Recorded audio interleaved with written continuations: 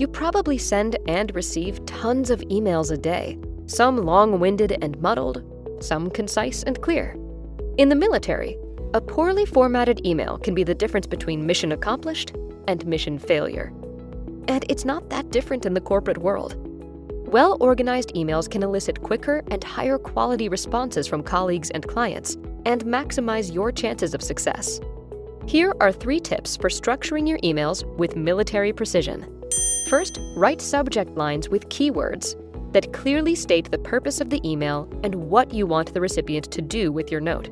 Since the first thing your reader sees are your name and subject line, the military uses keywords to broadcast the nature of the note, such as action, if it's required of the reader, sign, if a signature is needed, info, if the email is for informational purposes only, requiring no response or action, decision, tells the reader a decision is needed, request, seeks permission or approval by the reader, and so on.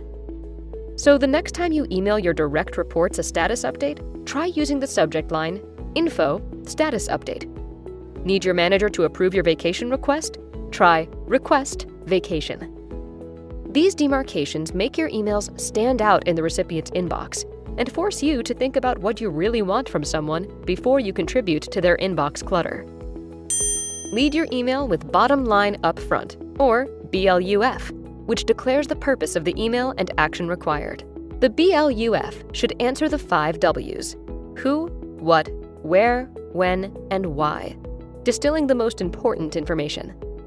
This helps the reader quickly digest the announcement, decision, and procedures, rather than being bombarded with background information that may not affect them.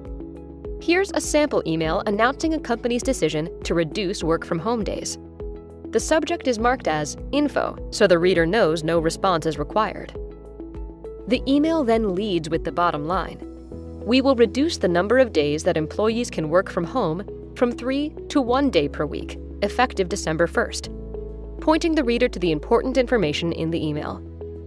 If an email requires more explanation, list the background information after the BLUF as bullet points so that recipients can quickly grasp your message. In this case, the recipient learns the decision is final, supported by management, and intended to result in positive effects for the company. Finally, be economical in your emails. Short emails are more effective than long ones. Try to fit all content in one pane so the reader doesn't have to scroll. And avoid using passive voice. It makes sentences longer. Instead, use active voice, which puts nouns ahead of verbs, so it's clear who is doing the action. Using active voice makes the verbs do the work for you. Instead of, to accommodate the CFO's schedule, the weekly update meeting for Thursday has been scheduled for Thursday at 2 p.m., military professionals would say, we scheduled the weekly update meeting for Thursday at 2 p.m. to accommodate the CFO's schedule. And to prevent clogging inboxes, share links to attachments rather than attaching files. This makes the reader check the attachment website, which likely has the latest version. Doing so also ensures that the reader has the right security credentials to see the file, rather than sending it to someone who doesn't. By adopting military email etiquette, using keywords in the subject, bottom line up front, background bullets, and active voice, you will introduce a kernel of clarity to your correspondence and that of your colleagues and clients.